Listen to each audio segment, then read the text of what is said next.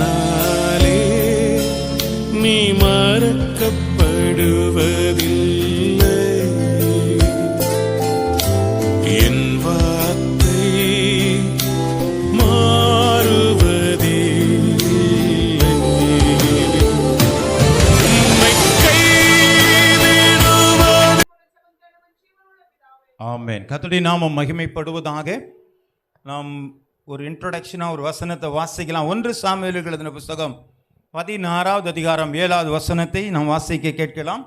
1 Samuel 16:7. கர்த்தர் சாமுவேலை நோக்கி, நீர் இவனுடைய முகத்தையும் இவனுடைய சரீர வளர்ச்சியையும் பார்க்க வேண்டாம். நான் இவனை புறக்கணித்தேன். மனுஷன் பார்க்கிறபடி நான் பாரேன். மனுஷன் முகத்தை பார்க்கிறான், கர்த்தரோ இருதயத்தை பார்க்கிறவர். இப்போ பாருங்க, ஒரு ராஜ்யத்திற்கு ஒரு ராஜாவை உருவாக்க வேண்டும் என்று சொல்லி சாமுவேலுக்குள்ளாக ஒரு காரியம் கட்டளையிடப்பட்டிருக்கிறது. இப்போ இதை நிறைவேற்றுவதற்காக ஈசாயினுடைய குடும்பத்திற்குள்ளாக ஒரு சாமுவேல் போறார். அவர் போகும் பொழுது, சரி உன் பையனை ஆண்டவர் பார்க்கணும்பா, ஒரு ஆளை வர சொல்லுப்பான்னா ஒருத்தர் அங்கேருந்து வர்றாரு. ரொம்ப பயங்கரமாக தாண்டிக்கா வர்றாரு. வந்தோன்னே பார்த்தோன்னே இவனுக்கு ரொம்ப சந்தோஷம். ஆண்டவரே இவர் தான் நீ இவனா அப்படின்னு கேட்குறாரு. ஏப்பா இவன் இல்லைப்பா அப்படின்ட்டாரு. சரி வேறு பிள்ளைங்க இருக்கா? ஆமாம், வரிசையாக எல்லாரையும் என்ன செய்கிறாங்க, அனுப்பி வச்சுக்கிட்டே வர்றாங்க. அப்போ என்ன பண்ணுறாங்க பார்த்தா 7 பேர் வந்தாலும் என்ன பண்ணலைங்க, புரியுதா? இவங்கெல்லாம் இல்லைப்பான்னு சொல்லி அனுப்பிச்சிட்டே இருக்கிறாரு. அப்போ திடீர்னு வந்து அவர் கேட்குறாரு, என்னடா இந்த வீட்டில் தானே ஆண்டவர் சொன்னார் ஒரு ராஜாவை நீ ஆர்டினேஷன் பண்ணுன்னு சொன்னார், ஆனால் இங்கே இருக்கிற ஒருத்தங்க கூட இல்லையே அப்படின்னு சொல்லிட்டு இவனுக்கு டவுட் ஆகி போய் என்னங்கிறேன். உனக்கு வேறு யாராவது பிள்ளைங்க இருக்காப்பா? ஆமாம் இருக்குது. யார் இருக்கானா? அவன் ஒருத்தன் மாடு மேய்ச்சிட்டு இருக்கிறான், அவனை முதல்ல கூட்டிட்டு வா அப்படின்னு. அவன் மாடு மேய்ச்சிட்டு காட்டில் இருக்கிறான், அவனை கூட்டிகிட்டு வர்றாரு. கூட்டிகிட்டு வந்து பார்த்தோன்னே பார்க்குறாரு, ஓ இவன் தான். அப்போ முதல்ல பார்த்த ஒரு மனுஷனை பார்க்கும் பொழுது நல்ல தாண்டிக்காக இருந்தான், நல்ல ராஜ அனுபவங்கள் இருந்தான், அழகாக இருந்தான். நான் இவன் தான் நினச்சேன். ஆனால் ஆண்டவர் சொல்கிறாரு, நான் ஏன் நீ முகத்தை பார்க்குறப்பா, நான் மனுஷன் முகத்தை பார்க்குறேன், நானும் எதை பார்க்குறேங்க? அப்போ இருதயத்தை பார்க்கிறார். அப்போ இருதயத்தை பார்க்கும்பொழுது என்ன செய்கிறாருன்னா, காட்டில் இருக்கிற ஒரு மனுஷனை தான் அவருடைய இருதயத்தை என்ன செய்யாருங்க, பார்த்தார். அப்போ பாருங்க, எங்கேயோ இருக்கிற மனுஷனை கூட்டிட்டு வந்து அவனை தான் என்ன செய்தாருங்க, ஆர்டினேட் பண்ணினார்கள். அல்லேலூயா, அல்லேலூயா. கர்த்தருடைய நாமம் மகிமைப்படுவதாக. அப்போ அந்த இடத்துல என்ன பண்ணாங்க, அப்போ அங்கேருந்து கூட்டிட்டு வந்த மனுஷனை ஏன் ஆர்டினேட் பண்ணாங்கன்னா, ஆண்டவருடைய வேதம் சொல்கிறது, அவன் இருதயத்திற்கு ஏற்றவனாக கண்டேன் அப்படின்னு சொல்லி அந்த இடத்துல சொல்லப்படுகிறதை பார்க்குறோம். கர்த்தருடைய நாமம் மகிமைப்படுவதாக. அப்போ அந்த இருதயத்திற்கு ஏற்ற ஒரு மனிதனைத்தான் ஆண்டவர் உயர்த்த விரும்புகிறார். அல்லேலூயா. கர்த்தருடைய நாமம் இதை தான் நம்ம பார்க்க போகிறோம். எப்படி ஆண்டவருக்கு இருதயத்துக்கு ஏற்றவனை தான் உயர்த்துறாரா? ஆமாம். எப்படி என்று சொல்லி பார்க்குறோம். எசேக்கியேல் எழுதின புஸ்தகம் 37வது அதிகாரம் 3வது வசனத்தில் ஒரு உயர்த்தப்பட்ட ஒரு மனிதனுடைய அனுபவங்களை இந்த இடத்துல நாம் பார்க்குறோம். அவர் என்னை நோக்கி, மனுபுத்திரனே, இந்த எலும்புகள் உயிரடையுமா என்று கேட்டார். அதற்கு நான், கர்த்தராகிய ஆண்டவரே, தேவரீர் அதை அறிவீர் என்றேன். நீ இந்த எலும்புகளை குறித்து தீர்க்க தரிசனம் உரைத்து அவளை பார்த்து சொல்ல வேண்டியது என்னவென்றால், உலர்ந்த எலும்புகளே, கர்த்தருடைய வார்த்தையை கேளுங்கள்.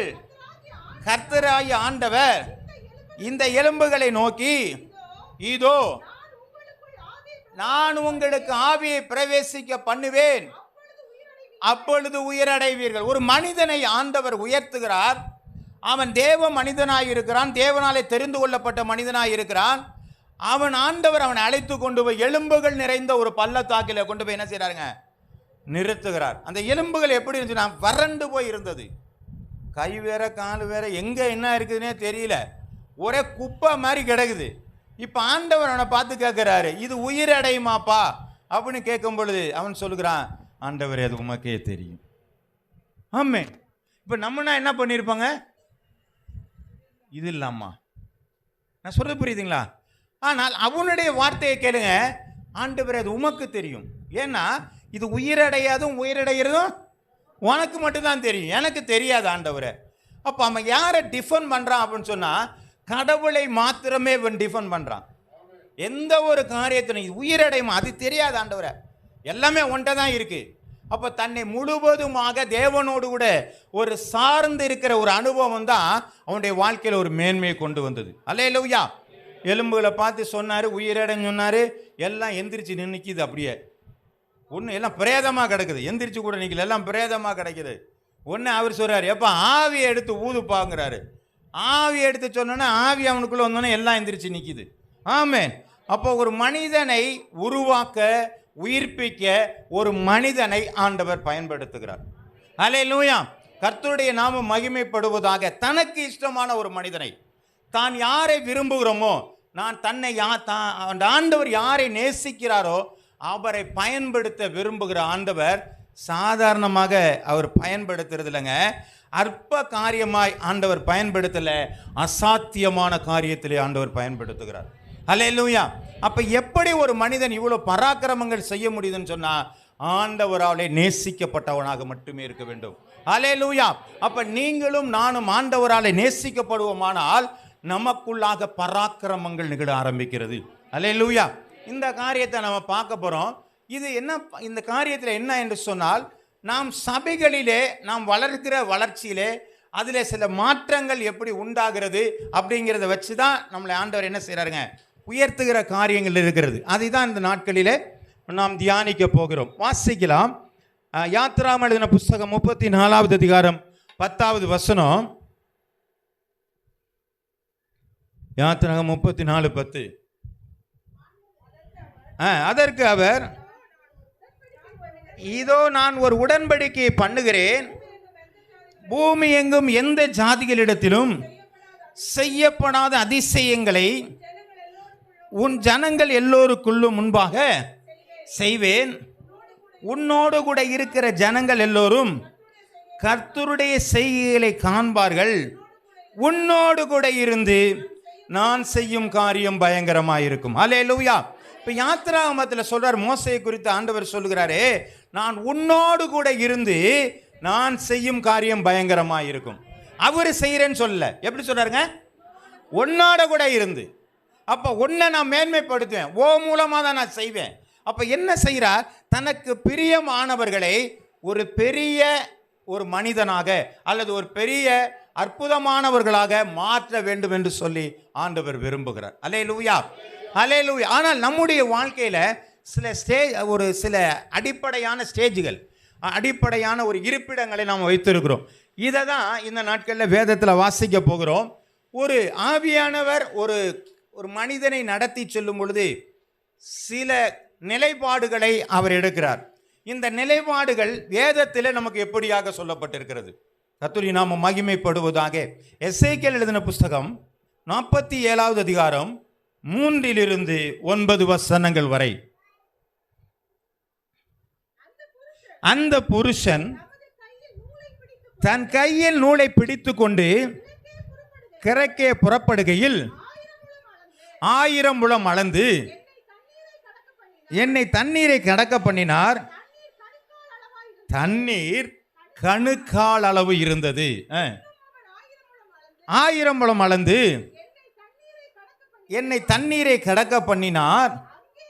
அங்கே தண்ணீர் முழங்கால் அளவாய் இருந்தது.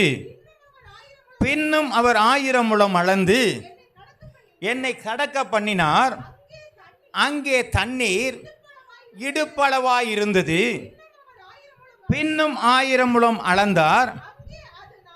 அங்கே நான் கடக்க கூடாத நதியாய் இருந்தது. தண்ணீர் நீச்சாலமும் கடக்க முடியாத நதியுமாய் இருந்தது. அவர் என்னை நோக்கி, மணிபுத்திரனே, இது கண்டாயா என்று சொல்லி என்னை நதியோரமாய் திரும்ப நடத்தி கொண்டு போனார். நான் நடந்து வருகையில் இதோ நதியோரத்தில் இக்கரையிலும் அக்கரையிலும் வெகு திரளான விருட்சங்கள் இருந்தது. அவர் என்னை நோக்கி, இந்த தண்ணீர் கிழக்கு தேசத்திற்கு புறப்பட்டு போய் வனாந்திரம் வழியாக ஓடி கடலில் விழும். இது கடலில் பாய்ந்து விழுந்த பின்பு அதன் தண்ணீர் ஆரோக்கியமாகும். சம்பவிப்பது என்னவென்றால், இந்த நதி போகும் இடமெங்கும் சஞ்சரிக்கும் ஜீவ பிராணிகள் யாவும் பிழைக்கும். இந்த தண்ணீர் அங்கே வந்தபடியினால் வெகு ஏராளமான மச்சங்கள் உண்டாயிருக்கும். இந்த நதி போகும் இடமெல்லாம் யாவும் ஆரோக்கியப்பட்டு பிழைக்கும். ஹல்லேலூயா. ஒரு நதியை குறித்து ஒன்று சொல்லப்பட்டிருக்கிறார். அந்த நதியினுடைய தண்ணீரை குறித்து சொல்லப்பட்டிருக்கிறார். இந்த தண்ணீரினுடைய அளவீடுகளை சொல்லியிருக்கிறார். ஒரு மனுஷனை ஆவியானவருங்கிறதுல கடவுள் அவரை அழைச்சி செல்றாரு. ஒரு 1000 முறை அளக்குறாரு. அளந்ததுக்கு அப்புறம் ஒரு ஸ்டேஜ் வருது. என்னங்க அந்த ஸ்டேஜ்? கணுக்கால் அளவு ஸ்டேஜ். ரெண்டாவது ஒரு 1000 முழம் அளக்குறாரு, முழங்கால் ஸ்டேஜ் வருது. அடுத்து ஒரு 1000 அளக்குறாரு, இடுப்பளவு வருது. அப்போ அதுக்கு அடுத்து அளக்குறாரு நீச்சாளங்கள். அப்படின்னா என்ன அர்த்தம்னா, என்னால் கடக்க முடியாது, இழுத்துக்கிட்டு போயிடும். அந்த ஆரோக்கியமான தண்ணீர் என்ன செய்யுதுங்க? ஆமாம், அது இழுத்துக்கிட்டே போயிடும். இப்போ இதுதான் இன்றைக்கு சபையினுடைய காரியங்களை பார்க்குறோம். கர்த்தர் ஒரு மனிதனிடத்தில் பிரியமாக இருந்தால் எது வரையிலும் நாம் போய் கொண்டிருக்கிறோம். கர்த்தருடைய நாம் மகிமைப்படுவாக. கணுக்கால் அளவு நம்முடைய விசுவாசம், அல்லது முழங்கால் அளவு நம்முடைய விசுவாசம், இடுப்பளவு விசுவாசம், நீச்சால விசுவாசம், இல்லைங்களா? அது விசுவாசத்தை காட்டில அனுபவங்கள் அப்படின்னு கூட நீங்கள் வச்சுக்கலாம். இப்போ அதை குறித்து தான் நம்ம வாசிக்க போகிறோம். ஒரு மனிதனுடைய கணுக்கால் அளவு, ஒரு மனிதனுடைய நிலை எப்படி இருக்கிறது, ஒரு சபையினுடைய ஆவிக்குரிய ஸ்டேஜஸ், ஆவிக்குரிய நிலை எப்படி இருக்குது, அதுதான் பார்க்குறோம். அப்போஸ்தலர் 2ஆம் அதிகாரம் 46 47 வசனம் வரை, அவர்கள் ஒருமனப்பட்டவர்களாய் தேவாலயத்தில் அனுதினம் தரித்திருந்து வீடுகள் தோறும் அப்பம் விட்டு மகிழ்ச்சியோடும் கபடமில்லாத இருதயத்தோடும் போஜனம் பண்ணி தேவனை துதித்து ஜனங்கள் எல்லோரிடத்திலும் தயவு பெற்றிருந்தார்கள். ரட்சிக்கப்படுகிறவர்களை கர்த்தர் அனுதினமும் சபையிலே சேர்த்து கொண்டிருந்தார். ஹல்லேலூயா, ஹல்லேலூயா. அப்ப கணுக்கால் அளவு என்பது என்ன என்று சொன்னால், ரட்சிக்கப்பட்டு சபையிலே சேர்த்து கொடுக்கிற நிலை. ஹல்லேலூயா. இந்த நிலை எல்லாருக்குள்ளே இருக்குமானா எல்லாருக்குள்ளே இருக்காது, ஒரு சிலருக்குள்ளே நிற்கும். புதிதாக சபைக்குள்ளே வருகிறவர்கள் அவங்களுடைய நிலை எப்படி இருக்குன்னு சொன்னால், பாட்டை பார்த்து அவங்களுக்கு சந்தோஷமாக இருக்கும். கீபோர்டெல்லாம் வச்சுட்டு பாடுறாங்க, சூப்பராக இருக்குல்ல. புரியுதுங்களா? சொல்கிறது புரியுதுங்களா? புதிதாக ரட்சிக்கப்பட்ட ஒரு நிலை இப்படி தான் இருக்கும். நல்லா பாட்டெல்லாம் பாடுறாங்க, நல்ல ஜனங்கள்லாம் நல்லா வர்றாங்க, என்னை நேசித்து என்னோடு கூட என்ன செய்கிறாங்க, எல்லாரும் பேசுகிறாங்க, நல்லா இருக்கீங்களான்னு கேட்குறாங்க. நல்ல அனுபவமாக இருக்குதே. சொல்கிறது புரியுதுங்களா? இதுதான் நம்மளுடைய முதல் நிலை. ரட்சிக்கப்பட்டோம் நம்மளுடைய நிலையெல்லாம் இப்படி தான் இருக்கும். வசனங்களை கேட்டோம் நம்ம என்ன செய்கிறாங்க, பயங்கரமாக இருக்கு, இப்படியெல்லாம் நம்ம கேள்விப்படவே இல்லையே, இப்போ புதுசாக நம்ம கேள்விப்படுறோமே அப்படிங்கிற ஒரு நிலை இருக்கும். உடனே பார்த்தீங்கன்னா ஆரம்ப நிலையில் இருக்கிற கிறிஸ்தவர்கள் பார்த்தீங்கன்னா உடனே செல்ஃபோனில் என்ன பண்ணிடுவாங்க, டோன்லாம் என்ன பண்ணிடுவாங்க, மாற்றிடுவாங்க. என்ன டோன் இருக்குங்க? சினிமா பாட்டு இல்லை, சினிமா பாட்டெலாம் போட மாட்டாங்க. அதெல்லாம் இருந்துச்சுன்னா மாற்றிவிட்டு என்ன பண்ணுவாங்க, ஏசப்பா பாட்டை போடுவாங்க. அது மாத்திரம் இல்லை, என்ன பண்ணுவாங்க, அதை ஆன் பண்ணிவிட்டு பைக்குள்ளே போட்டு, ஆமாம், வண்டியில் போகும்போதெல்லாம் என்ன பண்ணுவாங்க, நான் சொல்கிறது புரியுதுங்களா? புது அனுபவங்க அப்படி தாங்க இருக்கும். அது சந்தோஷமான காரியம் தான், ஒன்றும் தவறான காரியம் இல்லை. அப்போ என்ன பண்ணுவாங்க, அந்த பாட்டை பைக்குள்ளே போட்டு கேட்டுட்டு போகும்பொழுது ரொம்ப புத்தம், பைபிள்லாம் பயங்கரமாக படிப்பாங்க. அந்த சபையில் அப்படியே சுற்றி சுற்றி வருவாங்க, எல்லாரையும் நேசிப்பாங்க, எல்லா காரியத்திலும் பழகுவாங்க. பார்த்தா அவங்களுக்கு ஒன்றும் புரியாது. கணுக்கால் அளவு தூரம். இன்னைக்கு என்னால் வர முடியலங்கன்ட்டு போயிடுவாங்க, இன்னைக்கு எங்கள் முக்கியமான வேலைன்ட்டு போயிடுவாங்க. ஏன்? இதெல்லாம் யாருங்க? கணுக்கால் அளவுனா நம்மளை என்ன பண்ணாது, தண்ணி இழுக்கு. அது என்ன பண்ணுங்க, தாண்டலாம், குதிக்கலாம், தவ்வலாம், என்ன வேணாலும் பண்ணலாம், ஒன்றும் பண்ணாது. இந்த நிலையில தான் இந்த முதல் ஸ்டேஜ் இருப்பாங்க. அவங்கள ஒன்றும் செய்ய முடியாது, ஆரம்ப நிலை. அப்போ இந்த கணுக்கால் அளவில் இருக்கிற விசுவாசிகள் அவர்களுக்கு எல்லாமே புதிதாக இருக்கும். அந்த அமைப்புகள், பாடல்கள், அந்த பிரசங்க காரியங்கள், அல்லது புதுசாக மீட்டிங் இருந்தால் காரியங்கள், அல்லது எல்லாருடைய பழகு முறைகள், இதெல்லாம் பார்த்தானா அவங்களுக்கு ரொம்ப எல்லாம் புதுசு பார்க்கும்போது ரொம்ப மிகவும் சந்தோஷமாக இருக்கும். ஆமென். இப்போ இந்த சபையை குறித்து நம்ம பார்க்குறோம். 46 47 வாசிங்க. அவர்கள் ஒருமனப்பட்டவர்களாய் தேவாலயத்தில் அனுதினமும் தரித்திருந்து வீடுகள் தோறும் அப்பம் விட்டு மகிழ்ச்சியோடு கபடமில்லாத இருதயத்தோடும் போஜனம் பண்ணி தேவனை துதித்து அப்படியே சந்தோஷமா இருப்பாங்க. அந்த புது அனுபவத்தில் இருக்கும் பொழுது இருக்குன்னு இல்லையா? நான் இருந்தேங்க ஆரம்பத்தில் அப்படி தான் இருக்கும். ட்ராக்ஸ் எல்லாம் கொண்டு போய் மல்லு கட்டிட்டு கொண்டு போய் கொடுப்போம். ஆண்டவருக்கு என்னை தவிர வேறு யாரும் செய்ய முடியாத மாதிரி நினச்சிக்கிட்டு இருப்பேன். நான் தான் செய்யணும், வேறு யாருமே செய்யக்கூடாது அப்படிங்கிற எல்லாக்கெல்லாம் போயிடுவோம். இதெல்லாம் கணுக்கால் தூரம், கொஞ்ச நாள் போகும் கொஞ்ச நாள் போகாது, அப்படி மாறி மாறி மாறி போகக்கூடிய ஒரு புது அனுபவங்கள். இது 1000 முழம் தான் ஓடி இருக்கு. இது கணுக்கால் தூரம் தான் இது போயிருக்கு. எப்போ வேணாலும் இது என்ன பண்ணுங்க, நம்ம தாண்டி அங்கிட்டு வரலாம். புரியுதா? சொல்லி புரியுதுங்களா? புரியலையா? ஆமாம், இது முதல் அனுபவம். அப்போ ஒரு மனிதனை ஆண்டவர் அசாத்தியமான காரியங்களுக்கு கொண்டு போவதற்கு இதழ் முதல் நிலை. அதை தான் நான் சொல்ல வர்றேன். ஆனால் இந்த நிலையில் ஆண்டவர் பயன்படுத்த மாட்டார். ஆமென். ஏனென்று சொன்னால் அவர் பேர் ரிப்பேர் ஆயிரும். ஆமென். சொல்றது புரியுதுங்களா? ஒன்றும் செய்ய மாட்டார். இப்போ அவன் சந்தோஷமாக ஒரு சபையில் ஐக்கியப்பட்டவராக எல்லாமே புதிதாக இருக்கிறபடினாலே மன மகிழ்ச்சியாக இருப்பார்கள். அல்லேலூயா. அடுத்து ஒரு காரியத்தை வாசிக்கலாம். இவங்க புது வரவு, அதாவது நியூ ஜாயினிங், அவ்வளோதான் முதல் குரூப்பு. அடுத்து 2வது காரியங்கள். அப்போஸ்தலர் 4வது அதிகாரம் 31 35 வசனங்கள் வரை. அவர்கள் ஜெபம் பண்ணின பொழுது அவர்கள் கூடியிருந்த இடம் அசைந்தது.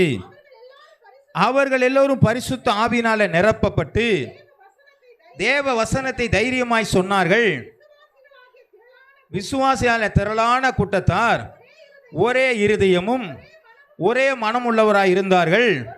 ஒருவனாகிலும் தனக்குள்ளவைகளில் ஒன்றையும் தன்னோடு என்று சொல்லவில்லை. சகலமும் அவர்களுக்கு பொதுவாய் இருந்தது. கர்த்தராகிய இயேசுவின் உயிர்த்தெழுதலை குறித்து அப்போஸ்தலர்கள் மிகுந்த பலமாய் சாட்சி கொடுத்தார்கள்.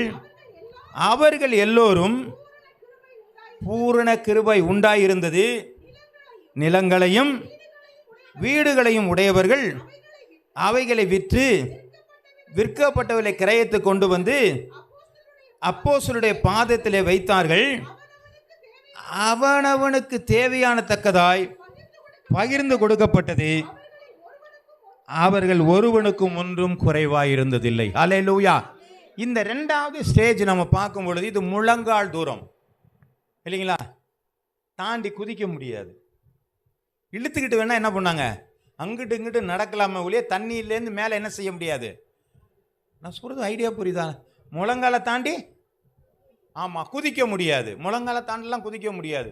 அப்போ என்ன பண்ணா, இழுத்துக்கிட்டு வேணா அங்கிட்டு இங்கிட்டு என்ன செய்யலாம், நடக்கலாம். இப்போ இந்த நிலை என்னன்னு கேட்டிங்கன்னா, நல்ல ஒரு பங்காளர்களாக மாறுகிறார்கள். முதல்ல புது ஆளாக இருந்து எல்லாத்தையும் புதுசாக இருக்கிற அனுபவத்தினால எல்லாவற்றிலும் மகிழ்ச்சியாக இருந்தார்கள். இப்போ அவங்களுக்குள்ள ஒரு ஷேரிங் இருக்குது. பங்காளர்களாக மாறுகிறார்கள். அப்போ எப்படி பங்காளர்களாக மாறுகள்னு சொன்னால், இந்த வசனத்தில் நம்ம வாசித்தோம். அவர்கள் பரிசுத்த ஆவியினால் நிரப்பப்பட்டு தேவ வசனத்தை தைரியமாய் சொன்னார்கள். விசுவாசிகளாய் திரளா கூட்டத்தார் ஒரே இருதயமும் ஒரே மனமும் உள்ளவர்களாய் இருந்தார்கள். ஒருவனாகிலும் தனக்குள்ள ஒன்றையும் ஆமாம் எல்லாருக்குள்ளையும் ஷேர் பண்ணி வாழ்கிற காரியம். அவங்கள நாங்கள் நேசிக்கிறேன், அவங்களுக்கு ஒரு ஹெல்ப் பண்ண நான் பண்ணுறேங்க. அப்போ இவன் என்ன பண்ணுறான், பைண்ட் ஆகிறாரு. இப்போ தான் உள்ள நான் சொல்கிறது புரியுங்களா? நல்லா கொஞ்சம் புரிஞ்சுக்கங்க. சபைக்குள்ளே அப்படியே இணைக்கிற ஒரு அனுபவம் இப்போ தான் வருது. இந்த முழங்கால் அனுபவத்தில் தான் இணைக்கிற ஒரு அனுபவம் வருகிறது. இந்த இணைக்கிற அனுபவம் எல்லாத்துலேயும் கலந்து கொள்வாங்க, விட மாட்டாங்க. அது எந்த ஒரு கூட்டமாக இருந்தாலும் அவங்க என்ன செய்வாங்க, கலந்துக்குவாங்க. ஐயோ நான் கலந்துக்கணும், ஐயா இதில் எவ்வளோ கூட்டத்துக்கு எவ்வளோ செலவாகுது, நான் கொஞ்சம் தரவா, ஃபாஸ்டிங் பிரேயரா நான் கொஞ்சம் தரவா, நற்செய்தி கூட்டமாக நான் தரவா, அல்ல நற்செய்தி கூட்டத்துக்கு போகிறீங்களா நானும் வந்து சொல்லவா. நான் சொல்கிறது புரியுங்களா? இது ஷேரிங், எல்லாத்துலேயும் பங்கு பெறுகிற ஒரு அனுபவம். ஆமென் ஆமென். கர்த்தருடைய நாமம் மகிமை பெறுவதா. இந்த 2வது நிலை தாண்ட முடியாது. கொஞ்சம் இழுத்து வேணா அங்கிட்டு இங்கிட்டும் போகலாமே தவிர, ஆனால் அந்த தண்ணியை விட்டு என்ன செய்ய முடியாதுங்க, நகர முடியாது, ரொம்பவும் தாண்டி போக முடியாது. அப்போ இந்த நிலை என்ன எப்படிப்பட்டதாக இருக்கிறது என்று சொன்னால், நம்முடைய வாழ்க்கையில் சபையோடு கூட நல்ல ஷேரிங், அப்படியே இணைந்து போகக்கூடிய ஒரு நல்ல அனுபவங்களாக இருக்குது. கூட்டங்களில் நான் கலந்துக்கிறேன், ஹெல்ப் பண்ணுமா நான் ஹெல்ப் பண்ணுறேன், அந்த இடத்துல கூட்டுறது, ஸ்டேர் போடுற காரியங்கள் நாங்கள் செய்கிறோங்க. இந்த இடத்துல சமைக்கணுமா, நாங்கள் சமைக்கணுங்க, நாங்கள் சாப்பாடு போடணுமா, நாங்கள் போடுறோங்க, பாத்திரத்தை கழுவணுமா, நாங்கள் பாத்திரத்தை, இதெல்லாம் என்ன இருங்க, ஷேரிங்.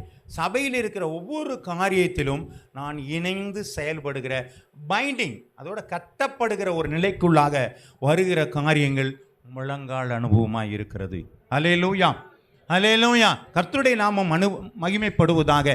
நான் எந்த இடத்துல இருக்கிறோம் பாருங்க, நம்மளை பயன்படுத்தணும்னா எல்லா இடத்துலையும் பயன்படுத்துவார்னா இல்லை. அப்போ எந்த இடத்துல பயன்படுத்த விரும்புகிறேன் அதை தான் கொஞ்சம் கொஞ்சமாக நான் சொல்ல விரும்புகிறேன். அப்போ 2 இடங்களையும் கொண்டு வர முடியல. ஒன்று கணுக்கால் அளவு ஒரு புதிய என்ஜாய்மெண்ட்டு, எனக்குள்ளே இருக்கிற ஒரு மன மகிழ்ச்சி. நான் இயேசுவை நான் அறிஞ்சிட்டேன், அவர் உண்மையான தெய்வம் என்பதை அறிஞ்சுக்கிட்டேன். நிறையா பேருக்கு போய் சாட்சி சொல்லுவோம், இயேசுநாதர் பிறந்தது உண்மைதான்ப்பா, அவர் அங்கே இருந்தார் பார், இங்கே இருந்தார் பாருன்னு சொல்லி தெரிஞ்ச கதையெல்லாம் நம்ம என்ன பண்ணுவாங்க சொல்லி நாம் மாறுகிற காரியங்கள் ஒரு முதல் நிலையாக இருக்கிறது. 2வது நிலை, நான் இப்போ என்ன பண்ணிட்டேன், எல்லாரோடையும் நான் கரியாக்க பழகிறத காட்டிலும் என்னுடைய சபைக்குள்ளாக நான் ஷேரிங், இணைக்கப்படுகிற ஒரு நிலைக்குள்ளாக வந்து விட்டேன். அல்லேலூயா. வெளியிலையும் பழகுவோம், எல்லாம் செய்வோம். ஆனால் இப்போ என்னுடைய அனுபவம் எப்படியா இருக்குன்னா, சபையோடு இணைந்து செயல்படுகிற ஒரு அனுபவம் எனக்குள்ளே வர ஆரம்பிக்கிறது. அல்லேலூயா. புரிந்து கொள்கிறீர்களா? ஆமென். ஓகே, நன்றி. அப்போ என்ன பண்ணோம், அப்போ இணைந்து கொள்கிற காரியம் எல்லாத்துலேயும் இணைஞ்சுக்குவாங்க. ஃபாஸ்டிங் பீரியட் நான் கலந்துக்கிறேங்க, நான் பாட்டு போடவா, நான் சாட்சி சொல்லவா, இல்லைங்களா? இதெல்லாம் எந்த அனுபவத்தில் வருதுன்னா, அந்த முழங்கால் அனுபவத்தில் வரும்போது தன்னாலே வந்துடும். இதெல்லாம் யாரும் சொல்லிக் கொடுக்கணுங்கிற அவசியமே இல்லை. இந்த முழங்கால் அனுபவம் இதில் ஆண்டவர் நம்மளை பயன்படுத்துவார்னா நம்ம பயன்படுத்துவார். ஆனால் ஆண்டவர் எதிர்பார்க்கிற அளவுக்கு நம்மளை என்ன செய்ய முடியாதுங்க, பயன்படுத்த முடியாது. சரி, அடுத்த ஒரு காரியம் நம்ம வாசிக்கலாம். அப்போஸ்தலர் எழுதின புஸ்தகம் 6வது அதிகாரம் 3-8 வசனங்கள் வரை.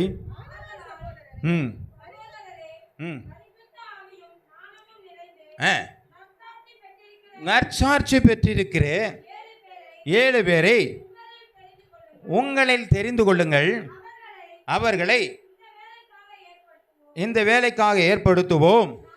நாங்களோ ஜெபம் பண்ணுவதிலும்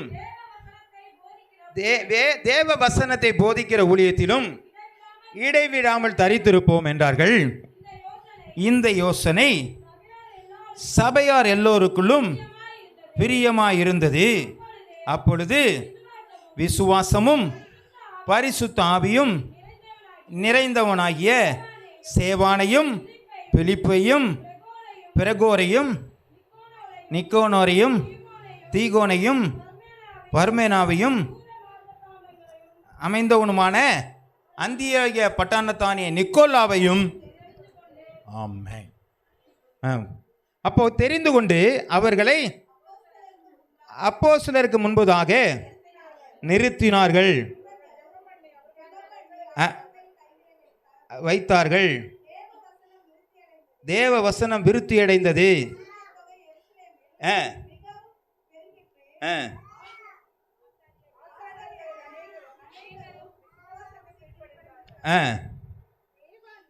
ஸ்தேவான் விசுவாசத்திலும் வல்லமையினாலும் நிறைந்தவனாய் ஜனங்களுக்குள்ளே பெரிய அற்புதங்களையும் கர்த்தருடைய நாமம் மகிமைப்படுவதாக. இந்த காரியம் பார்த்தீங்கன்னா இடுப்பளவு தண்ணிக்குள்ளே வந்தாச்சு. அப்போது அவர் அளந்து பாருங்க, 1000 தான் கொண்டு வந்து நிறுத்துறாரு, அடுத்து அளந்து 2வது 1000 நிறுத்துறாரு, 3வது அளந்து ஒரு 1000 கொண்டு வந்து நிறுத்துறாரு. இப்போ 3வது ஸ்டேஜ் நமக்கு எதுங்க, இடுப்பளவு. இப்போ நம்மளால் என்ன பண்ண முடியும், நிற்கணும். நம்ம என்ன பண்ண முடியாது, நகந்தாங்கிட்ட இழுத்துட்டு போயிட்டா என்ன பண்ணுறதுன்ட்டு என்ன பண்ண முடியாது. ஆமாம், அப்படியே நிற்கலாம், அவ்வளோதான் பண்ணலாம். அப்போது இந்த நிலை நமக்கு எப்படி இருக்குதுன்னா, அப்படியே ஸ்டேபிள் நின்றுக்கிற காரியங்கள், என்ரிச்சுன்னு சொல்லுவாங்க இல்லையா, வேரூன்றி போகிற காரியங்கள். அல்லேலூயா. நான் சொல்கிறது இல்லைங்களா, இதுக்கு மேலே நகர முடியாது. ஏன்னா நகர்ந்தானே இழுத்துட்டு போனால் போயிடும், நான் தாண்ட முடியாது. அப்போ எனக்கு இடுப்பளவில் நிற்கிது தண்ணி. அப்போ நான் என்ன பண்ணுவேன், அப்படியே நின்றுக்கிட்டே இருப்பேன். இந்த 3வது நிலை எப்படிப்பட்டதுன்னா, இங்கே தான் அவங்க என்ன செய்கிறாங்க, ஒரு சபையில் ஒரு தலைவர்களை ஏற்படுத்துகிறார்கள். ஆமே ஆமே. இப்போ இந்த தலைவர்களை ஏற்படுத்துவதற்கான சில குவாலிஃபிகேஷன்ஸ் அதில் பார்க்குறோம். ஆமே. என்ன போட்டிருக்கு அதில்?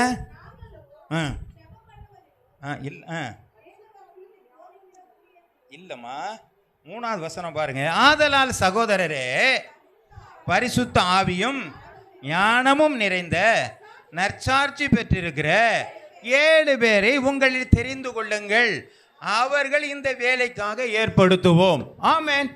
அப்ப முதல்ல பாத்திரம் கழுவுறதுக்கு எல்லாருமே செஞ்சோம், பாட்டு பாடுறதுக்கு எல்லாருமே வந்துட்டோம், ஜப கூட்டத்தில் எல்லாமே கலந்துக்கிட்டோம், எல்லாம் பண்ணிட்டோம்.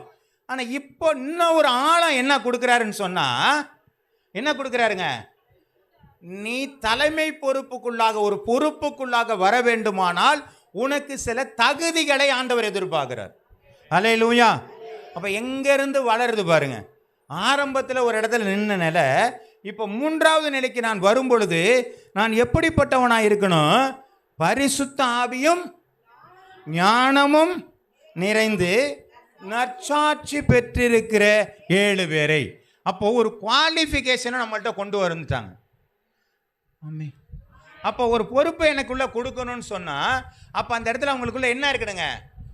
குவாலிஃபை தேவைப்படுது. அல்லேலூயா. அப்போ ஒரு உயர்வுக்கான தேவை. பாக்கி எல்லா இடத்துலையும் இருக்கிறாங்களாமா, எல்லா இடத்துலையும் என்ன மாறி மாறி வந்தோம். இந்த 3வது இடத்துல வரும் பொழுது எனக்கு அங்கே என்ன பண்ணியிருக்கேங்க? ஒரு செலெக்ஷன் இருக்குது. அந்த நான் செலெக்ஷனுக்கு வரும் பொழுது எனக்கு நான் எப்படி இருக்கிறேன்? பரிசுத்தாவை நான் பெற்றிருக்கணும், நான் ஞானம் நிறைந்தவனாக இருக்கணும், நற்சாட்சி பெற்றவனாக இருக்கணும். நான் எல்லாரும் பார்வையில் நான் எப்படி இருக்கணுங்க? அவர் யாருங்க? அவர் பர்ஃபெக்டான ஆளுங்க. 8:30 மணினா 8:30 மணிக்கு வந்து நிற்பாருங்க. அவர் எப்படிங்க பேசுவார்? சூப்பராக பேசுவாருங்க. கனி பூரா அவர்கிட்ட இருக்குதுங்க. ஆமென். ஞானம் இருக்குதாங்க? ஆமாம், நல்ல ஞானமாக பேசுவார், நல்ல ஆலோசனையெல்லாம் கொடுப்பாரு. அப்போ இப்படி இருக்கிற ஒரு 7 பேரை தெரிஞ்செடுங்க. அப்போ ஒரு தனித்துவமான சபையில் ஒரு தனித்துவமான ஒரு தலைமை பொறுப்புகளுக்கு சில ஆட்களை அந்த இடத்துல ஆட்டோமேட்டிக்காக கொண்டு போகிறாங்க. ஏன் கொண்டு போகிறாங்கன்னா, இப்போ பேதுரு என்ன சொல்கிறாருங்க? நாங்களோ ஜெபம் பண்ணுவதிலும் அப்போ என்ன சொல்கிறாங்க? என் வேலை ஜெபம் பண்ணுறது, வேதத்தை போதிக்கிறது. இந்த வேலையோட என்ன நிறுத்திக்கிங்க, பாக்கி எல்லா வேலையும் யார் பார்க்கணுங்க? அதுக்குன்னு ஆட்களில் நீங்கள் வச்சுக்கிங்கப்பா, ஒரு பிரச்சனையும் கிடையாது. ஆமென். இப்போ சபையினுடைய காரியங்கள் எஸ்டாப்ளிஷ் ஆகிறது, அதற்கான நிர்வாக காரியங்கள் வர ஆரம்பிக்கிறது. அப்போ அதுக்கான குவாலிஃபிகேஷனை ஆண்டவரே சொல்ல, கண்காணியானவன் ஒரே மனைவியை உடையவனும். அப்படி இருக்குதா இல்லையாங்க? ஆமாம். என்ன எங்கே இருக்குது? தீமோத்தேயுவில் இருக்குது. எடுங்க. கண்காணியானவன், உதவிக்காரன், எல்லாம் ஒரே மாதிரி வரும். வாசிங்க. நல்ல வேலையை விரும்புகிறான்.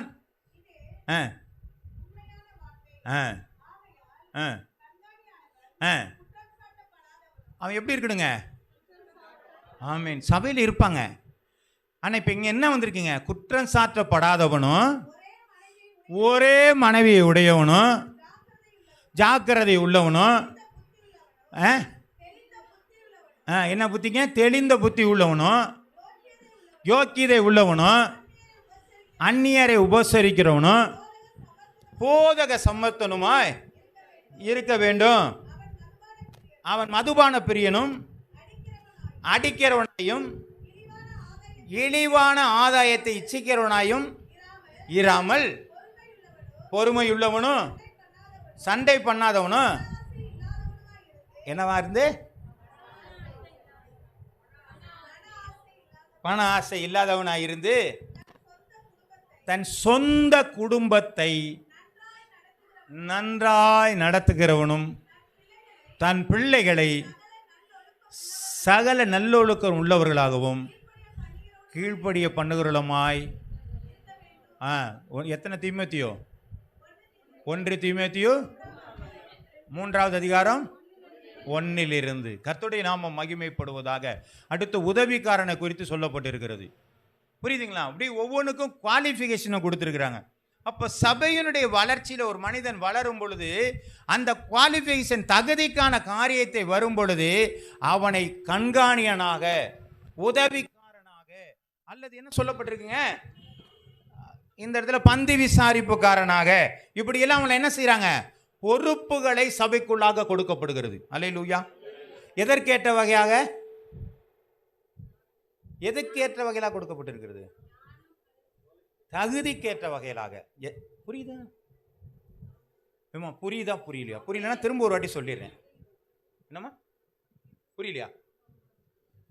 எதை சொல்லணும்னு நினைக்கிறீங்க? இப்போ இந்த வசனம் என்ன சொன்னா, முதல் ஸ்டேஜில் இருக்கும் பொழுது நாம் ஒரு புது அனுபவத்துக்குள்ளே வரும்பொழுது எதை குறித்து இன்ட்ரெஸ்ட் இருக்காது. ஏன்னா கடவுளை பார்த்து அது இன்ட்ரெஸ்ட் இருக்கும், சபையை பார்த்து இன்ட்ரெஸ்ட், பாட்டை பார்த்தானா ஒரு சந்தோஷம் இருக்கும், ஜனங்களுடைய பழக்க வழக்கத்தை பார்த்து ஒரு சந்தோஷம் இருக்கும். இப்படி ஒரு என்னடா இவங்களாம் ரொம்ப நல்லா இருக்கிறாங்களே அப்படிங்கிற அந்த மாதிரியான ஒரு சந்தோஷத்தில் முதல் ஸ்டேஜ் போயிடும்.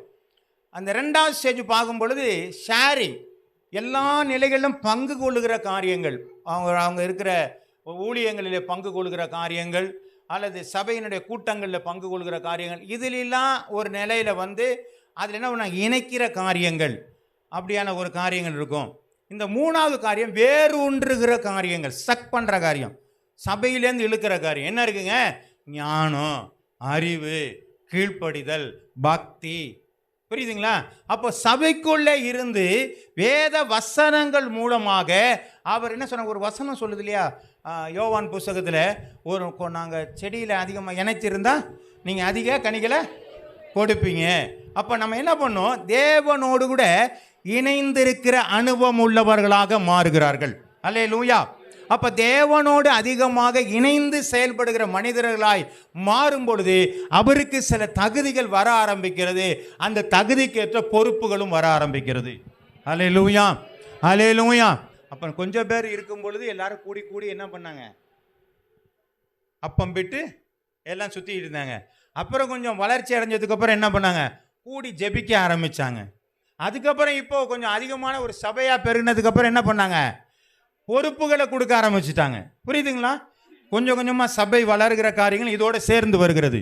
அப்போ சபையும் வளர்கிறது, சபையில் உள்ள ஜனங்களும் ஒவ்வொரு 1000 முழம் அதிகமாக பெருகி கொண்டிருக்கிறார்கள். அல்லேலூயா, அல்லேலூயா. கர்த்தருடைய நாமம் மகிமை பெறுவதாக. அப்போ நாம் எந்த நிலையில் இருக்கிறோம்? இந்த ஆரம்ப நிலையிலேயே இருக்கிறோமா, அல்லது எல்லா இடத்திலும் பங்கு கொள்கிற காரியத்தில் இருக்கிறோமா, அல்லது என் தேவனுடைய சபையில் நான் சக் பண்ணி அங்கே இருக்கிற காரியங்களில் வேத வசனங்களை உரிந்து நான் வளர்ந்து பொறுப்புக்குள்ளாக வருகிறேனா? ஆமாம். இதுதான் மூன்றாவது 1000 அடி கணக்கில் வருது. 1000 முழத்துக்குள்ளே போகிற காரியம். இடுப்பு அளவுக்குள்ளே நான் வந்துட்டேன் அப்படின்னு சொன்னால் நான் தேவனுடைய முற்றிலுமாய் இவருக்குள்ளே என்ன செய்கிறேங்க? வேரூன்றப்படுகிற, என்ரீச் ஆகிறது. உள்ள நல்ல வேறு ஊனியாச்சு, இனி என்ன செய்ய முடியாதுங்க? மாற்றவே முடியாதுங்கிற நிலையில் இருக்கக்கூடிய காரியங்கள் தான் இந்த மூன்றாவது காரியங்கள். நான்காவது ஒரு காரியத்தை நாம் வாசிக்கலாம். அது நீச்சாலமும் கடக்க முடியாத ஒரு நிலை. வாசிக்கலாம். அப்போஸ்தலர் எழுதின புஸ்தகம் 8வது அதிகாரம் 27 30 வசனங்கள் வரை. எழுந்து போனான்.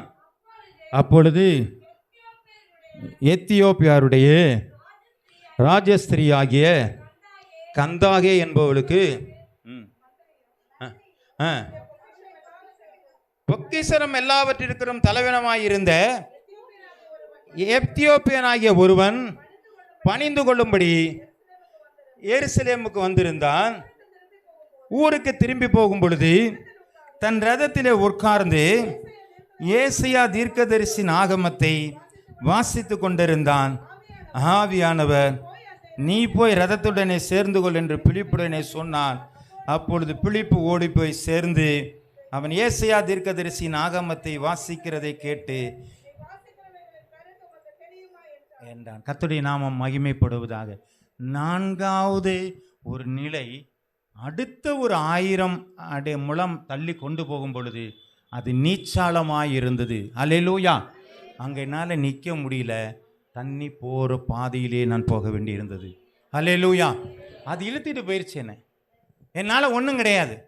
ஐயா, நான் வந்து சபையில் ஒரு பொறுப்பில் இருக்கிறேங்க. Right, okay. இதனால் என்னங்க இருக்குது? நான் நிர்வகிக்கிறேன். இந்த சபையில் இருக்கிற சில பொறுப்புகள் என்கிட்ட கொடுத்துருக்குறாங்க, கவுன்சிலிங் கொடுத்துருக்குறாங்க, அல்லது மற்றவங்களுக்கு ஞானஸ்தானம் சொல்லணும், அவங்களுக்கு ஆலோசனை இதெல்லாம் சபைக்குள்ளே ஒரு பொறுப்புகளில் இருந்துக்கிட்டு இருக்கிறோம். இப்போ ஆவியானவர் நடத்துகிற காரியம் இருக்குது பார்த்தீங்களா, அந்த நீச்சாலாக இருக்குது பார்த்தீங்களா, அது ஒரு கண்ட்ரோல் இல்லாத காரியம். அந்த கண்ட்ரோல் யாருக்கிட்ட இருக்குன்னா ஆவியானட்ட மட்டும்தான் இருக்குது. இப்போ பிலிப்பு யாருங்க? அந்த 3வது ஸ்டேஜில் இருந்த ஆள்.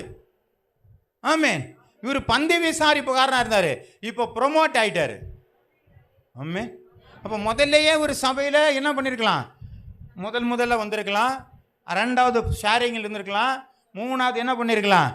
ஆமாம், அங்கே பொறுப்புகளை வந்திருக்கலாம். இப்போ நாலாவது நிலையில் அவர் என்ன பண்ணுறாருங்க? ஆவியானவர் இழுத்துட்டு போகிறாரு. யாரோ ஒருத்தன் படிச்சுட்டு போகிறான், ஏசாயா தீர்க்கதரிசனம் படிச்சுட்டு போகிறாரு. கந்தாகய மந்திரியுடைய ஒரு ஒரு ராஜமந்திரியோட மந்திரி என்ன பண்ணுறாருங்க? ஏசாயா படிச்சுட்டு போகிறாரு. மயிர்க்க திரிகிறவருடைய ஆட்டை போல மௌனமாக இருந்தாலும் படிச்சுட்டு போயிட்டு இருக்கிறாரு. அவனுக்கு விளங்காமையே படிச்சுட்டு போயிருக்கிறாரு. இவனுக்கு விளங்காமல் படிச்சுட்டு போனால் யாருக்கு தெரியும்? ஆவியானவருக்கு தெரியும். இவன் விளங்காமல் படிக்கக்கூடாதுன்னு என்ன பண்ணாருங்க? இங்கேருந்து ஒரு ஆளை அனுப்புனார். பிலிப்பை கூப்பிட்டு என்ன சொன்னாருங்க? ரதத்தோடு ஏறிக்கொள். ரதங்கிறது ஹார்ஸ் பவர், அப்படி தானே நம்ம வண்டியில் இருக்க. எத்தனை ஹார்ஸ் பவர் நமக்கு தெரியும்? 125 120 இப்படிலாம் போட்டிருக்கிறாங்களா? ஹார்ஸ் பவர் தானே? ஆமாம், சரி, ஏதோ ஒன்று. அப்போ அந்த ஹார்ஸ் பவர் ஒன்று இருக்குது. இப்போ ஒரு குதிரை ஒன்று, அவன்லாம் ரதத்தை பூட்டிட்டு ஒரு மந்திரி போகிறான்னா எத்தனை ரதத்தை பூட்டிட்டு போனான்னு தெரியல, எவ்வளோ வேகமாக போகிறான்னு தெரியல. அப்போ போய்கிட்டு இருக்கிற ஆள் இவருக்கு ஆண்டவர் பிலிப்பை கூப்பிட்றாரு. என்ன அப்படின்னா, நீ போய் ஓடி ரதத்தில் ஏறிக்காங்கிறாரு. ஓடி போய் ரதத்தில் ஏறுறான். எப்படிங்க முடியும்? இல்லை, அப்படி ஈஸியாக ஆவியானவர்னு சொல்லிடாதீங்க. இதுதான் ஒரு அசாத்தியமான காரியத்திற்கு தேவன் நகர்த்தி செல்கிறார். அந்த வார்த்தை வரும் நமக்குள்ள. மனிதனால் கூடாத ஒரு காரியம். நான் போய் ரதத்தில் ஏறணும் முடியவே முடியாது. ஆனால் என்ன ஆவியானவர் கொண்டு போனால் ரதத்தில் ஏற்றிக்கொள்ள முடியும். நான் எந்த நிலையில் இருக்கேன்? ஐயா, என்னால் ஒன்றும் பண்ண முடியாது. ஆவியானவர் எங்கே அடிச்சுட்டு போகிறாரோ போகட்டும். நீச்சாலமான ஒரு நிலைக்கு அவன் போயிட்டாங்க. இனி எனக்கு எதுவுமே தெரியாது, ஆண்டவர் என்ன சொல்கிறாரோ அதை மட்டும்தான் கேட்பேங்கிற ஒரு நிலைக்கு போயிட்டேன்னு சொன்னால் என் ஆவியானவர் அப்பொழுது தான் பயன்படுத்த ஆரம்பிப்பார். அல்லேலூயா. பிலிப்பு போய் எல்லா இடத்துலையும் பாருங்கள், ஒரு வசனத்தை எடுத்து வாசிங்க, எப்படி போனான்னு பார்க்கலாம். அப்போஸ்தலர் 8ஆம் அதிகாரம் 39:40. அவர் தண்ணீரிலிருந்து கரையேறின பொழுது கர்த்தருடைய ஆவியானவர் பிலிப்பை கொண்டு போய் விட்டார். மந்திரி அப்புறம் அவனை சந்தோஷத்தோட தன் வழியே போனான். பிலிப்பு இவன் பாருங்க, ரெண்டு பேரும் போயிட்டே இருக்கிறாங்க. அந்த ஏசாயா தீர்க்க தரிசனம் பற்றி சொல்லி கொடுத்தாச்சு. ஏசு தான்ப்பா வருனாரு. கொஞ்சம் தூரம் போனாரு. என்ன பண்ணிட்டாருங்க? தண்ணீர் இருக்க தடையன்னு கேட்டார். யார்? மந்திரி கேட்குறாரு. ஞானஸ்நானவர்களும் போயிட்டாரு. ஒரு பாருங்க, ஒரு மனிதன் ஆண்டவருடைய வசனம் என்னன்னு தெரியாமல் படிச்சுக்கிட்டு இருக்கும் பொழுது அவனுக்கு சுவிசேஷம் சொல்லி இயேசுதான் மெய்யான தேவன் என்று சொல்லி அவனுடைய இருதயத்துக்கு ஏற்ற வசனத்தை சொல்லி அவனை ஏற்றுக்கொள்ள வைத்திருக்கிறார். அல்லேலூயா. உடனே அவன் என்ன கேட்குறான்? தண்ணீர் இருக்க தடை. அப்போ எந்த அளவிற்கு ஆவியானவர் பிலிப்புவை பயன்படுத்தி இருக்கிறார். இன்னைக்கு நம்ம ஆமாங்க, நாங்கள் சொல்லி பார்த்தோம், ஒருத்தனும் கேட்க மாட்டேங்கிறான். ஸ்டேஜுக்கு மாற்றிங்க. எந்த ஸ்டேஜில் இருக்கணுங்கிறத முதல்ல பார்க்கணும். ஆமே, நாங்கள் சொல்லிலாம் கேட்க மாட்டாங்க, நீங்கள் சொல்லி கேட்க மாட்டாங்க தான். ஆனால் ஆவியானவர் பேசணுங்க. அப்போ பிலிப்பு பேச பேச பேச ஆவியானவர் அந்த இடத்துல கிரியை செய்ய ஆரம்பிப்பார். அவன் அந்த இடத்துக்கு போயிட்டான். அவன் தண்ணீர் இருக்க தடைய நான் ஒன்றும் இல்லைப்பா. இறங்குனாங்க, முழுகுனாங்க, எந்திரிச்சு பார்த்து என்ன பார்க்குறாங்க?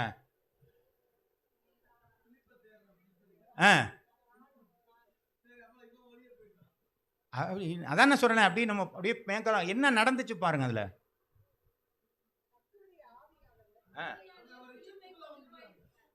வசனத்தை வாசிங்க. நீங்க பைபிளை வாசிக்காம சொல்லிட்டு இருக்கிறீங்க. கர்த்தருடைய ஆவியானவர் பிலிப்பை எங்க கொண்டு போனாருங்க? ஆசேத்து கொண்டு போயிட்டாரு. எங்கே அது சம்பந்தம் இல்லாமல் இங்கே கொண்டு போய் என்ன பண்ணிட்டாருங்க? நான் சொல்றது புரியுதாங்களே? அப்போ என்னை ஆவியானவர் நடத்தினாரே, ஆனால் நான் என்ன நினைக்கிறேனோ அது அல்ல, அவர் என்ன நினைக்கிறாரோ அதை தான் நான் செய்யணும். இந்த நிலை நமக்குள்ளே வருமானால் நம்மளால் அசாத்தியமான காரியம் செய்ய முடியும். இப்படிப்பட்ட மனிதனால் தான் எசேக்கியேல் இருந்தான். அல்லேலூயா. இது மாறுமா? தெரியாது ஆண்டவரே, நீ சொல்லுப்பா. சொல்றேன். அப்போ அவர் நடத்துகிற ஒரு பிரகாரமாய் போகும் பொழுது அசாத்தியமான காரியங்கள் நமக்குள்ளே உண்டாக ஆரம்பிக்கிறது. கர்த்தருடைய நாமம் மகிமைப்படுவதாக. பிலிப்பு சாதாரண ஒரு மனிதன் தாங்க, பந்தி விசாரிப்புக்கு வந்த மனிதன் தானே. ஆனால் அவனுக்கு எப்படி இப்படிப்பட்ட ஒரு காரியங்கள் வந்தது? அவன் சமாரியாவில் போய் சிதறடிக்கப்பட்டவர் எங்கும் போய் பிரசங்கித்தார்கள். பிலிப்பு என்ன பண்ணாருங்க? சமாரியாவில் போய் எல்லாருக்கும் சுவிசேஷம் அறிவித்தான், அற்புதம் செஞ்சான், அடையாளம் செஞ்சான். எங்கே செஞ்சாங்க? இதெல்லாம் சபைக்குள்ளே இருக்கிற காரியம். ஒரு பொறுப்புள்ள மனிதன் செய்யக்கூடிய காரியம். இதெல்லாம் அந்த இடத்துல செஞ்சா பட்டணத்திலே மிகுந்த சந்தோஷம் உண்டானது. அல்லேலூயா. அப்போ இவன் அந்த இடத்துல ப்ரொமோட் ஆயிட்டாரு. இப்போ ஆவியானவர் அவனை இழுத்துட்டு போக ஆரம்பிச்சிட்டார். அல்லேலூயா, அல்லேலூயா. கர்த்தருடைய நாமம் மகிமைப்படுவதாக. பிலிப்பை நடத்தின தேவன், பவுலை நடத்துகிற தேவன் இல்லைங்க. பேதுருவை பாருங்க, போய் ஜெபம் பண்ணிட்டு உட்காந்துருக்கிறாரு. ஆண்டவர் சொல்கிறார், கொர்நேலியு வீட்டில் போய் சொல்கிறாரு, ஏப்பா ஒருத்தன் சீமோன்னு ஒருத்தன் இருக்கிறான், அவன் என்ன பண்ணுறான்,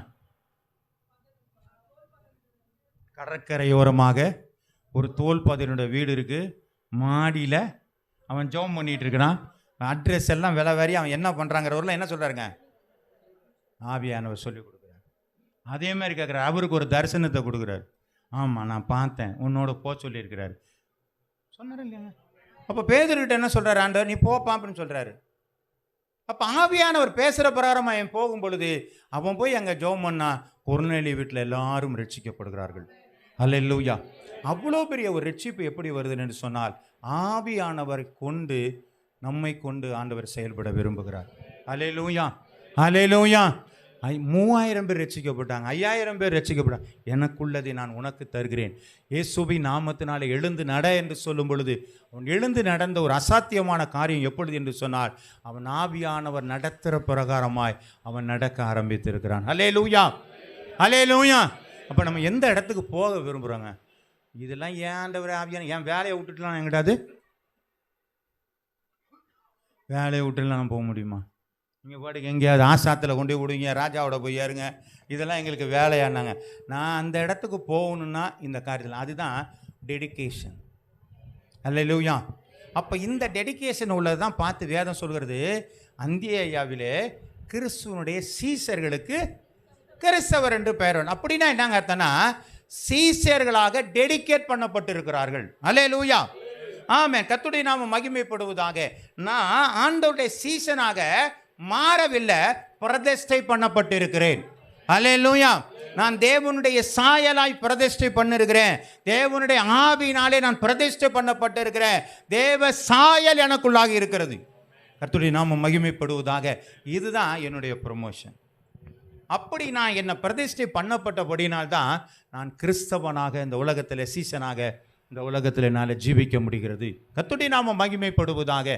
அப்போ கர்த்தர் நம்மளை ஒவ்வொரு அடியாக நம்மளை நகர்த்திட்டு போகும்பொழுது அவர் என்னை எப்படியெல்லாம் நகர்த்திட்டு போகிறார், அப்படியே நகர்த்திட்டு போனோன்னா என்னால் அசாத்தியமான காரியங்கள் நடைபெற முடியும். ஆனால் ஏதோ ஒரு ஸ்டேஜில் நம்ம என்ன பண்ணிடுறாங்க, அதுக்கு மேலே நாங்கள் வரலங்க, எனக்கு நீச்சல் தெரியாது, அதுக்கு மேலே எனக்கு தண்ணியை கண்டா எனக்கு அவ்வளோ இதெல்லாம் நம்ம வந்தளவுக்கெல்லாம் வர முடியாது, நான் பச்சை தண்ணியில் நிற்க மாட்டேன், இப்படியெல்லாம் நிறையா காரியங்கள் நமக்குள்ளே சொல்கிறதுனால என்ன பண்ண மாட்டேங்கிறேங்க, அந்த இடத்துக்கு போக மாட்டேங்கிறோம். ஆனால் ஆண்டவர் ஒரு காலம் நம்மை கொண்டு செய்யாத ஒரு தேவன் அல்ல.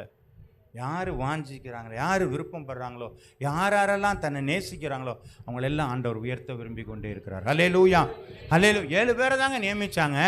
ஸ்தேவான் பாருங்க, முதல் இரத்த சாட்சியாகி மரித்தான். ஆமாம், இன்னும் பேர் சொல்லிகிட்டு இருக்கிறாங்க. பரலோகத்தை கண்டவன் அவன் ஒரு ஆளுங்க. ஆமாம், பரலோக தரிசனம் அவனு அப்படித்தானே.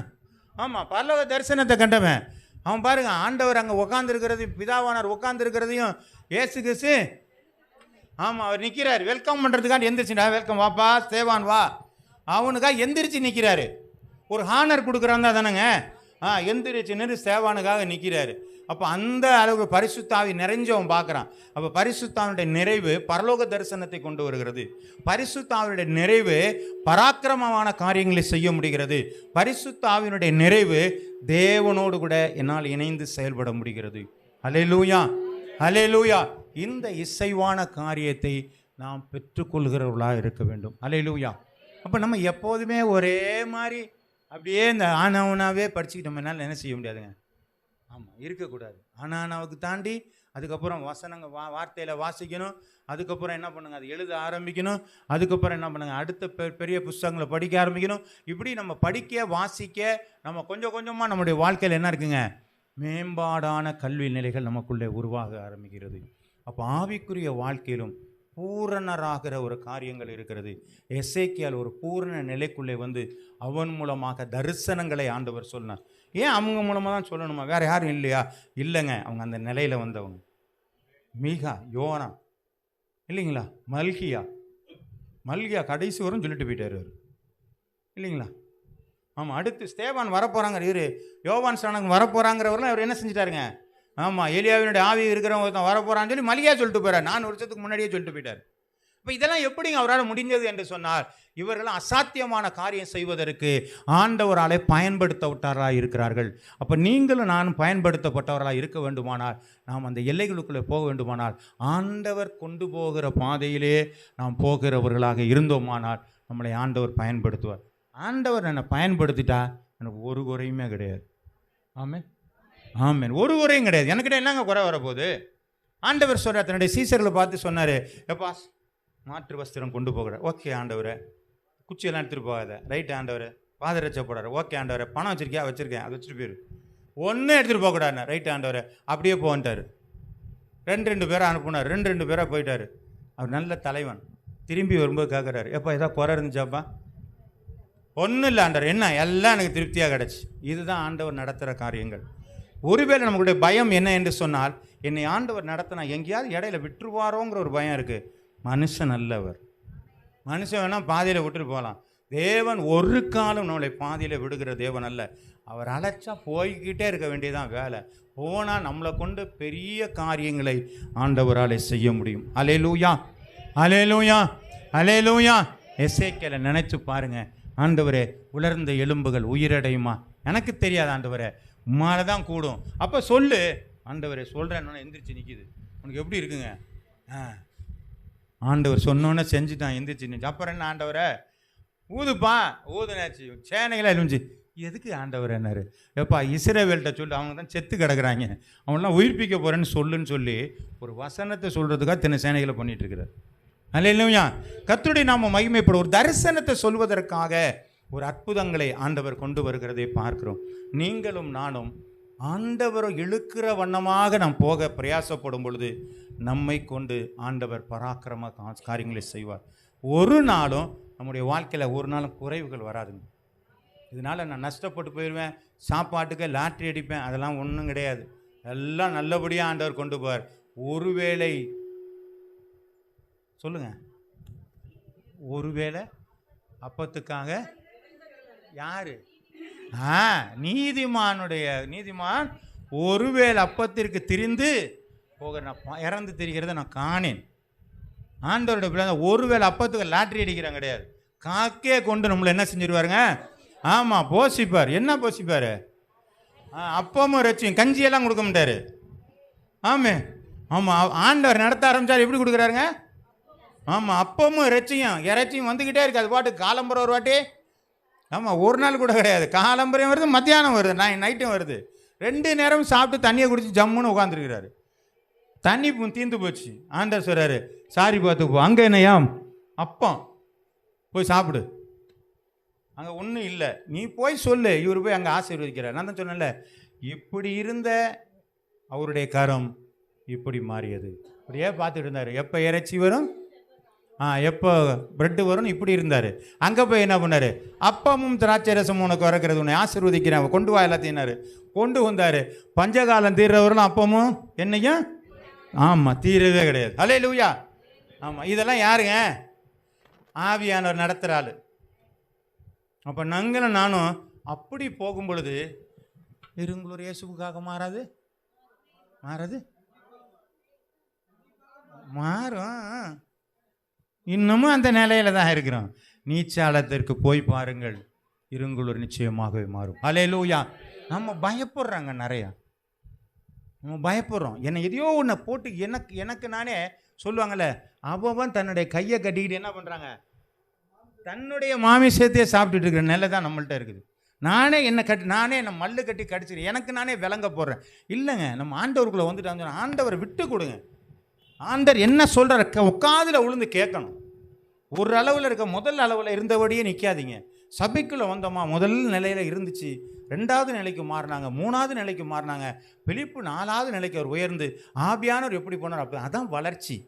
நான் ஆரம்பத்திலேருந்தே அப்படித்தான் இருப்பேன் அப்படின்னு நேற்றும் இன்றும் என்றும் சதா காலங்களிலும் மாறாதவராக இருக்கிறார். அப்படி ஆண்டவர் மாதிரி நம்ம இருக்கக்கூடாது. நான் மாறவே மாட்டேன்லாம் புரியல, நான் சொல்கிறது புரியல. ஆண்டவர் தான் மாறாதவர். நம்ம மாறிக்கிட்டே இருக்கணும். ஆண்டவருக்குள்ள எப்படி சொல்கிறாரோ அப்படியே மாறிக்கிட்டு இருக்கணும். நானும் மாறாதவர் தான், நான் ஆண்டவர் மாதிரியே இருக்கிறேன், அவருடைய சாயலாக இருக்கிறது அப்படியே மல்லு கட்டிட்டு அங்கே ஆரம்ப நேரத்தில் இருந்துட்டு இன்னும் பாட்டு கட்டிட்டு உட்காந்துருக்கக்கூடாது. அல்லேலூயா. கர்த்தருடைய நாமம் மகிமைப்படுவதாக.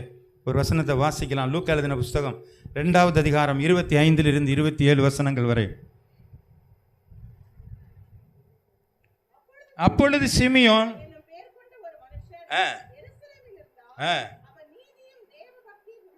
அவன் நீதியும் தேவ பக்தியும் உள்ளவனாயும் இஸ்ரவேலில் ஆறுதல் வர காத்திருக்கிறவனாயும் இருந்தான். இப்போ இவர் மேல, சிமியோன் மேல என்ன இருந்துச்சுங்க? அவன் மேல் பரிசுத்த ஆவி இருந்தார். கர்த்தருடைய கிறிஸ்துவை நீ காணும் முன்னே மரணம் அடைய மாட்டாய் என்று பரிசுத்த ஆவியினாலே அவனுக்கு அறிவிக்கப்பட்டிருந்தது.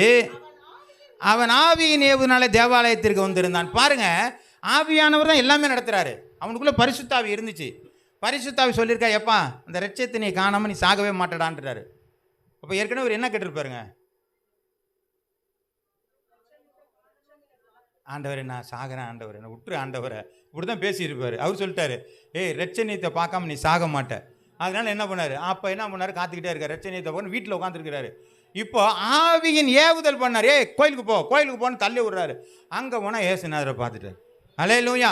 அப்போ பரிசுத்த ஆவியானவர் அவரோடு கூட இருக்கிறார், அவரோடு கூட பேசுகிறார், அவரை தன்னுடைய காரியத்திற்காக நகர்த்தி செல்கிறார். அல்லேலூயா. இப்போ தெரியுதுங்களா பரிசுத்த ஆவி எப்படி அவரை பயன்படுத்தி இருக்கிறாருன்னு?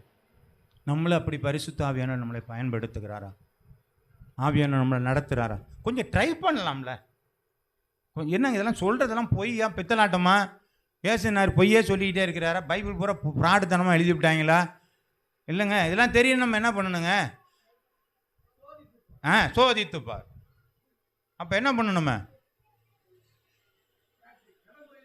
என்னங்க கொஞ்சம் பேசுங்களேன். நீங்கள் செயல்படலைன்னு சொன்னால் நீங்கள் அசாத்தியமாய் மாற முடியாது. அப்படியே நார்மலாக எல்லார போலவே வாழ்ந்து எல்லார போலவே நம்ம போகிற காரியங்கள் இருக்குது. இதுக்காக ஆண்டவராக இயேசு கிறிஸ்து வரல, உங்களை பெரிய அற்புதங்களை கொண்டு போகும்படியாக தான் நம்மளை ஆண்டவர் தெரிந்து கொண்டு இருக்கிறார். அல்லேலூயா. நம்ம போட்டால் வெந்த சொத்தை சாப்பிட்டுட்டு விதி வந்தால் சாவுன்னு சொன்னால் கிறிஸ்தவம் தேவையில்லை. ஆமாம், எதில் வேணாலும் இருந்துட்டு போயிடலாம், ஒரு பிரச்சனை கிடையாது. எப்படியோ சாப்பிட்றோம், இல்லைன்னா வந்துச்சு. எதுக்கு கிறிஸ்தவம் வந்திருக்கோம்? என்னை கொண்டு ஆண்டவர் பெரிய காரியங்களை செய்கிறார்.